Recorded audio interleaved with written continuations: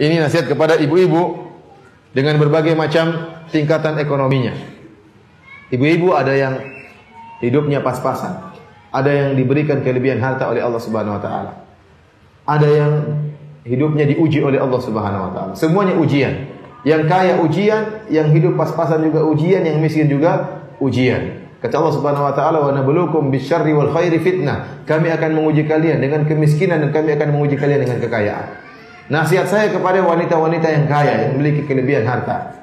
Ibu-ibu yang dirahmati oleh Subhanahu wa taala, saya sangat berharap ibu-ibu kalau sedang ikut pengajian, tolong jangan pamer kekayaannya. Tolong jangan pamer kekayaannya. Tolong jangan pamer, emasnya jangan dibawa seluruhnya.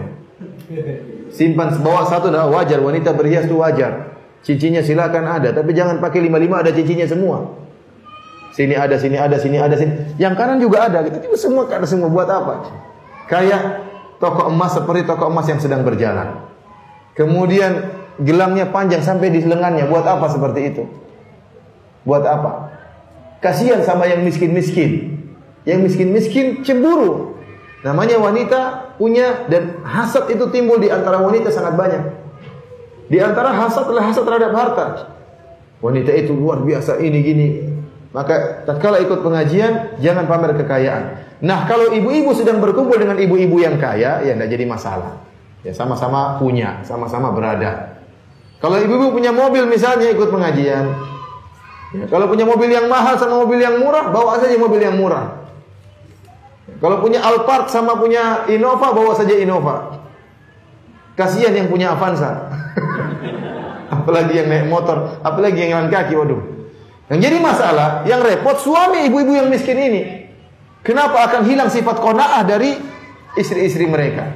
Makanya saya katakan kepada para suami, hati-hati, istri juga tidak boleh sering bergaul dengan orang kaya. Kenapa? Karena akan sifat hilang qanaah, dan qanaah itu adalah kekayaan yang paling tinggi yang ada dalam hati kita. Bukankah Rasulullah SAW mengatakan, ya, laisal ghina bi kathratil arab, innamal ghina ghina nafs. Bukanlah kekayaan dengan banyaknya harta, tetapi kekayaan adalah dengan rasa qanaah. Kaya jiwa, itu maksudnya qanaah. Bukankah Imam Syafi'i rahimahullah pernah berkata, "Idza ma kunta dza qalbin qanu'in fa anta wa malikud dunya sawa'u."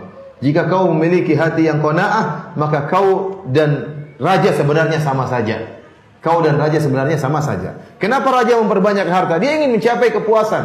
Dia ingin meraih kepuasan, ingin meraih kebahagiaan. Anti yang dengan sifat qanaah bisa jadi bahagia sebelum raja. Raja belum tentu dia bahagia dengan berbagai macam kemewahan dia. Kenapa? Karena tingkat qanaah yang paling penting. Ada raja yang bahagia, ada raja yang tidak bahagia. Ada bupati yang bahagia, ada bupati yang tidak bahagia. Ada gubernur yang bahagia, ada gubernur yang tidak bahagia. Ada orang-orang hidup pas-pasan, miskin tapi dia bahagia. Kenapa? Dia telah memiliki sifat qanaah. Oleh karena ibu-ibu harus memiliki sifat qanaah. Kalau tidak memiliki sifat qanaah, maka tidak pernah berterima kasih kepada suami. Kalau tidak pernah berterima kasih kepada suami, maka neraka jahanam. Tadi bukankah saya sampaikan hadisnya? Kenapa wanita banyak masuk neraka jahanam? Tatkala sahabat bertanya, "Ya Rasulullah, kenapa kami paling banyak masuk neraka jahanam?" Kata Rasulullah SAW, "Fa inna kunna takfurnal ashir." Karena kalian tidak pernah berterima kasih sama suami. Tidak berterima kasih. Mau bilang terima kasih sayangku, jazakallah khair, tidak terungkap dari seorang istri. Tidak pernah berterima kasih kepada suami. Lupa kalau suami sudah berbuat baik, ternyata terkadang lupa beli sesuatu, dimarah-marah suaminya. Kamu memang enggak sayang sama saya. Pesananku kok enggak diingat. Ya gimana mau ingat pesanan? Lupa, banyak urusan, suami banyak urusan, banyak tagihan utang. Lupa kepada kebaikan suami, di antara yang buat dia sering lupa dengan kebaikan suami, tidak memiliki sifat qanaah. Dan saya katakan kepada ibu-ibu yang miskin, ya, ibu-ibu yang suaminya miskin atau hidupnya pas-pasan, ingat dunia cuma sementara. Dunia cuma sementara. Anti mungkin tidak punya istana di dunia, tapi bekerja samalah dengan suami anti untuk membuat istana di akhirat. Hidup cuma sementara. Alhamdulillah. Kita miskin ataupun kaya, tetap kita hidup. Tetap kita makan, alhamdulillah. Allah tidak menjadikan kita mati kelaparan, alhamdulillah. Si kaya mungkin makannya yang mahal-mahal, mungkin pizza, mungkin anti makannya pizza goreng, alhamdulillah. Makan juga sama-sama. Makan, dia kenyang, kita juga kenyang. Dia kenyang, kita juga kenyang. Waktunya lapar, apakah dia makan dia tidak lapar, dia juga lapar, kita juga lapar. Mungkin dia lapar sebentar, kita laparnya bertahan lama, tapi akan hilang lapar tersebut.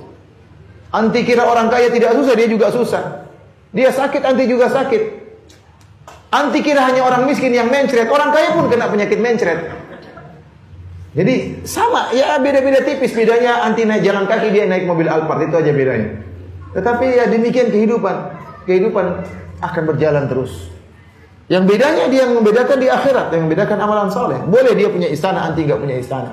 Tapi bekerja samalah dengan suami anti untuk bangun istana di surga. Coba nanti pulang dari pengajian, dekap tangan suami. Wahai suamiku, saya tahu kau miskin. Tapi saya cinta sama kamu. Marilah kita membangun istana di mana? Di akhirat. Kita siapkan istana buat saya dan kau. Kita siapkan istana buat anak-anak kita. Kita siapkan istana buat ibumu dan ayahmu. Kita siapkan istana buat mertua wanitamu dan mertua lelakimu. Pegang tangan suami, nanti malam kita sholat malam. Tidak usah banyak-banyak, 2 rakaat saja. Kerjain itu. Kelihatannya sepele, coba anti kerjain. Coba anti kerjain.